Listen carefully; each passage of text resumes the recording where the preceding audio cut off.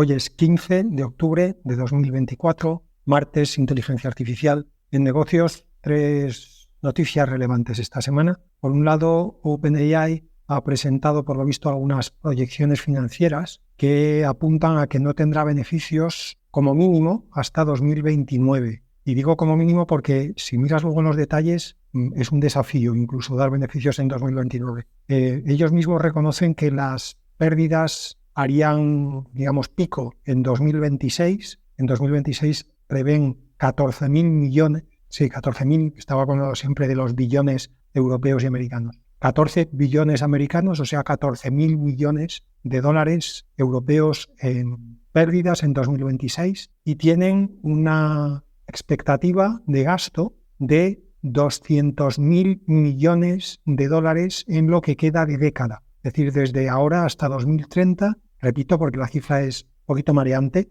200.000 millones de dólares. Por eso digo que con esa expectativa de gasto, prever que vas a hacer beneficio en 2029, pues es incluso optimista. Hay incluso algunos analistas de estos expertos que he leído por ahí que creen que antes de que termine la década, Microsoft comprará a OpenAI. La mayoría de la gente apunta a un plazo de alrededor de unos 3 años, porque prevén que, pues eso, en 2027 los problemas financieros de OpenAI van a ser literalmente insostenibles y por lo tanto van a tener que aceptar una oferta de compra que, como digo, para la mayoría de la gente, el candidato más adecuado, tampoco es que haya muchos que puedan pagar el dinero que vale OpenAI, pero parece ser que casi todo el mundo apunta a Microsoft. Pero bueno, esto es como todo, si depende de cómo le vayan las cosas de aquí a 2030, los planes de negocio, esta frase mítica de que el papel lo aguanta todo, y es verdad, tú en una hoja de papel puedes poner los números que quieras y en una hoja Excel puedes poner los números que quieras. Luego hay que hacerlos, por lo demás es todo muy fácil. La segunda noticia de negocios de la semana ha sido, seguro que habéis leído sobre ella, que Tesla ha presentado finalmente su cibertaxi, su Cybercab.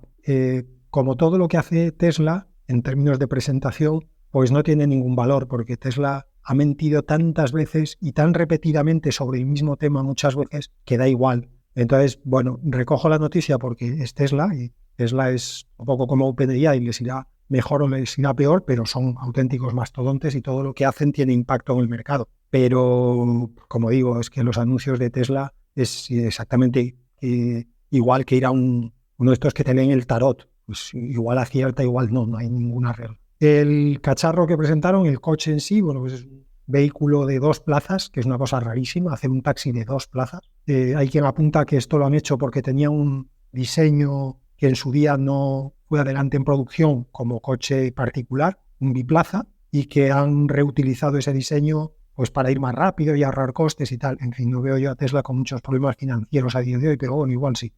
No tiene pedales, no tiene volante, con lo cual tú te montas en el taxi y vas sentado allí en una especie de compartimento, un poco como un vagón del metro, pero en pequeñito.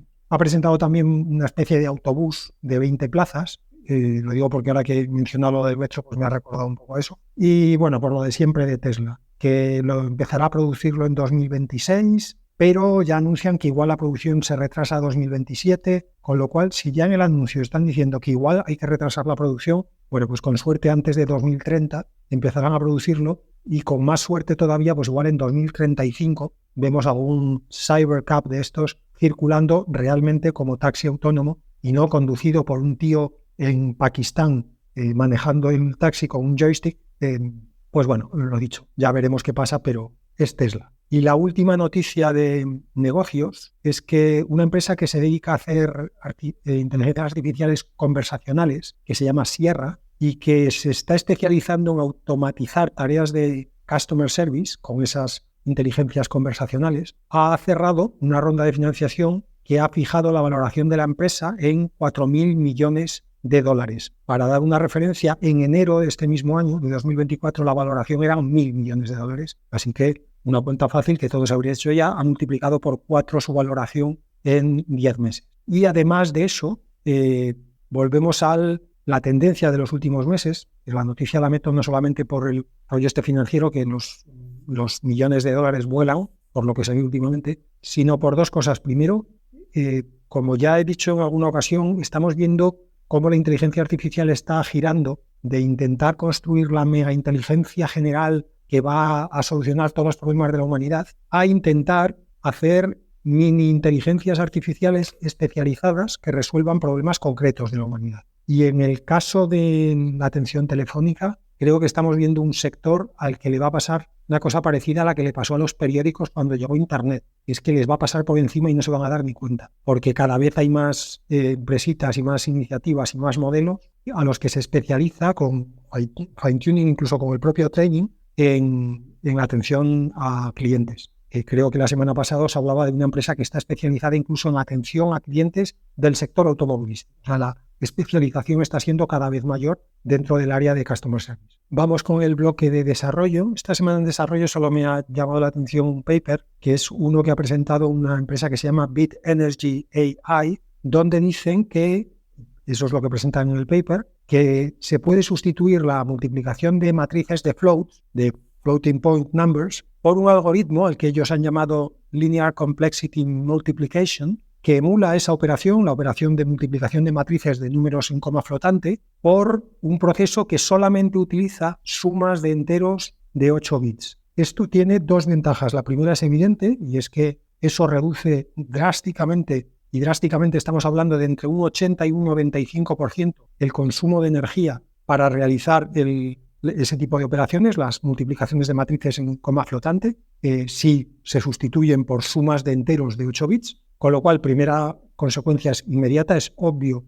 que sumar enteros es computacionalmente muchísimo más rápido, barato, eficiente que multiplicar floats, pero es que además el segundo beneficio que ellos aparentemente demuestran en su paper, digo aparentemente porque esto ya sabéis lo de que lo dice el que lo vende, es difícil saber hasta qué punto ellos han hecho lo que dicen que han hecho, tenemos que confiar hasta que este proceso se repita por otras partes externas. Pero como digo, ellos dicen que han conseguido la misma o incluso superior precisión con este algoritmo de Linear Complexity Multiplication con respecto a la operación original de multiplicación de matrices de floats. Esto aporto yo, aunque ellos no lo decían específicamente en el paper, si somos capaces de eliminar multiplicaciones de matrices de floats, eso también se traduce en que probablemente no dependamos tanto de las GPUs, porque las GPUs son especialmente interesantes precisamente para hacer multiplicaciones de matrices por la estructura de diseño de las GPUs, que, como sabéis los que ya las conocéis, están estructuradas dentro, o sea, el chip de silicio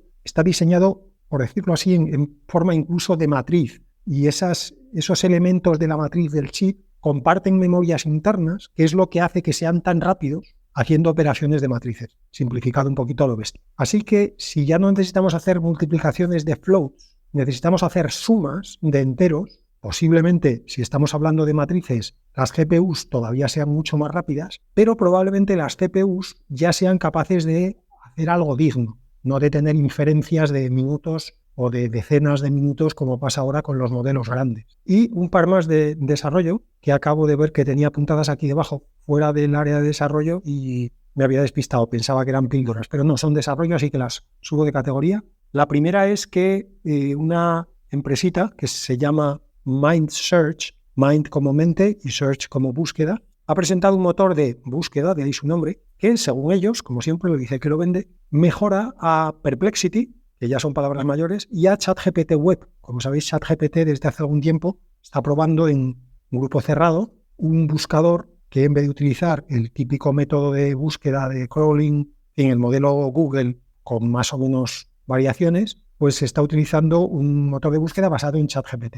Y Perplexity, como también sabéis, porque ya lo he dicho otras veces, pues es una empresa que se ha construido alrededor de un buscador basado en un LLM. Bueno, pues estos de Mind Search dicen que su motor de búsqueda, su buscador, como decía antes, supera a Perplexity, a ChatGPT Web, y que además lo han comprobado, esa intuición suya, mediante valoraciones humanas. Supongo que es una manera elegante de decir que le han dado este buscador a algunas personas y que esas personas, comparándolo con Perplexity, con ChatGPT Web, pues les ha gustado más este Mind Search. La buena noticia, además de que en sí se construya un buscador mejor, en teoría, es que Mind Search, el proyecto en sí es open source, tan open source que en el repositorio de GitHub están las instrucciones para instalártelo tú mismo, cualquiera, en local, en tu servidor, Obviamente vas a necesitar una buena gráfica o incluso unas cuantas buenas gráficas, pero el proyecto es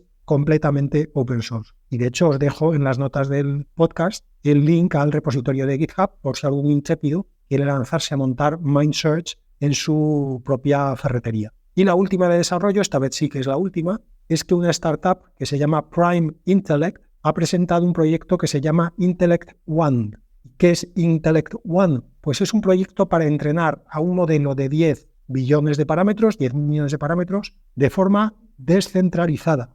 Descentralizada, iba a decir descentralizada, ¿qué quiere decir? Es obvio lo que quiere decir descentralizada, quiere decir que en vez de utilizar un servidor obviamente no entrena a un modelo de 10 millones de parámetros, en vez de utilizar un centro de datos localizado en un único sitio, pues lo que hace este proyecto es distribuir el training del modelo entre un montón de servidores, de ordenadores, de centros de datos localizados en muchos lugares diferentes. El propósito final de Prime Intellect, y en concreto de este proyecto Intellect One, es conseguir descentralizar todo el proceso de entrenamiento, fine-tuneo, digamos, de fabricación de un LLM. ¿Por qué? Bueno, primero porque es bueno en sí mismo. Esto es un poco como en open source. El hecho de que no todo dependa de los 4 zumbaos de Silicon Valley financiados por los 4 multibillonarios y los 4 fondos de inversión de turno, esto es bueno en sí mismo. Que el conocimiento y una inteligencia artificial, un LLM en sí, cualquier tipo de inteligencia artificial es una manera de acceder y manipular el conocimiento.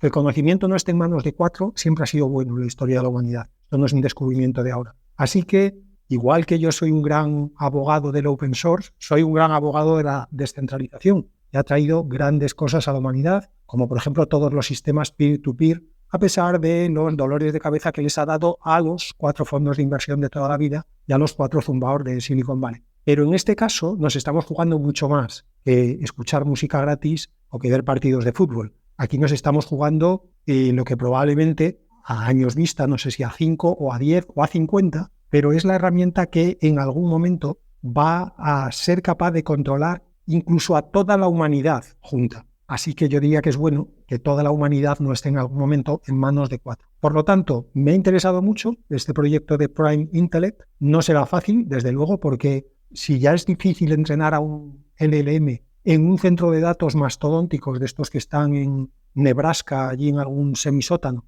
ya es, como digo, difícil y lento y carísimo, pues claro, imaginaos lo que es ese mismo proceso distribuido entre cientos o miles de ordenadores de voluntarios, en la mayoría de los casos, de gente que con su cacharrito en casa y con su NVIDIA doméstica pone su ordenador y su NVIDIA, la tarjeta gráfica, no su sentimiento rastrero hacia su vecino, que también lo podría poner a disposición, pero en este caso no serviría para nada. Pone todo eso a disposición de la comunidad, como hace toda la gente que desarrolla open source, y con un poquito de cada uno de esos ordenadores y GPUs se consigue entrenar a este modelo de 10 millones. Sería una noticia espectacularmente buena, no tanto ahora, que entrenar un modelo de 10 billones de parámetros es algo que está superado, sino el empezar a dar pasitos en la dirección de que cualquier cosa que se haga en inteligencia artificial pueda ser en algún momento replicada por individuos de a pie poniendo recursos en común a través de procesos descentralizados. Luego es muy importante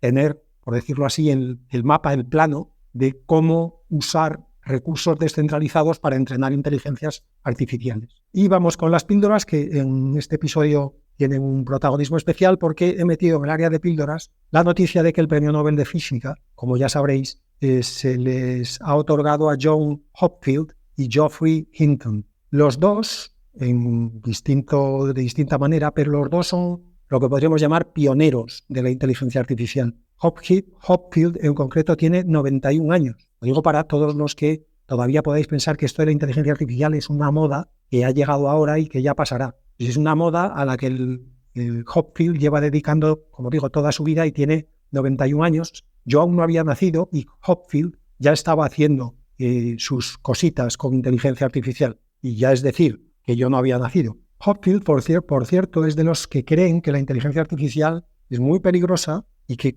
en algún momento, cuando tenga la habilidad y la capacidad de razonamiento suficiente, acabará con la humanidad. Yo no sé, en esto yo soy francamente escéptico, no por una cuestión de intuición o de estómago, sino porque yo creo que una inteligencia artificial per se es únicamente, dicho muy a lo bruto y simplificando, un algoritmo de regresión, muy bueno, pero un algoritmo de regresión. Mientras no tenga un algoritmo de copia o no tenga un mecanismo de recompensa que lo recompense por, no sé, por matar gente, pues es difícil que una inteligencia artificial, insisto, por sí misma vaya a dominar a la humanidad. Otra cosa es que un humano quiera utilizar la inteligencia artificial para dominar a la humanidad. Pero entonces ya no es la inteligencia artificial la que domina a la humanidad, es el pollo que le pone ese algoritmo de copia pegado o ese algoritmo de recompensa enfocado a un objetivo que sea cepillarse la mayor cantidad de individuos con dos patas del mundo, con poco pelo, porque si no, igual la inteligencia artificial se equivoca y empieza a matar monos y no llegaríamos a nada con eso en cuanto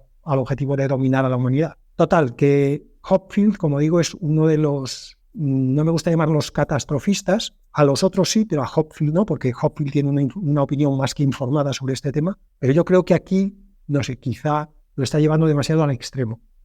Estoy aquí, cuidado, corrigiendo a un actual premio Nobel de física, pero yo me atrevo a todo en la vida. Y en cuanto a Hinton, que es el otro premiado, Hinton es uno de los llamados padrinos de la inteligencia artificial. Hay varios. Por ejemplo, Jean LeCun, el de Meta, también es otro de los padrinos. Hay también una madrina de la que ya os hablé. La inteligencia artificial, como casi todo lo que tiene éxito en la vida, ya han salido un montón de familiares. Pero bueno, Hinton realmente lo es porque es, por ejemplo, el coautor más que coautor, digamos coinventor del algoritmo de backpropagation, que como sabéis es, iba a decir, la piedra angular, pero como mínimo una de las piedras angulares de todas las redes neuronales que estamos utilizando en los últimos 20 años. Y fue también coautor del paper en el que se apuntaba a la gran ventaja que iban a suponer las GPUs para el uso de inteligencia artificial a la hora de trabajar con redes neuronales. Ese paper,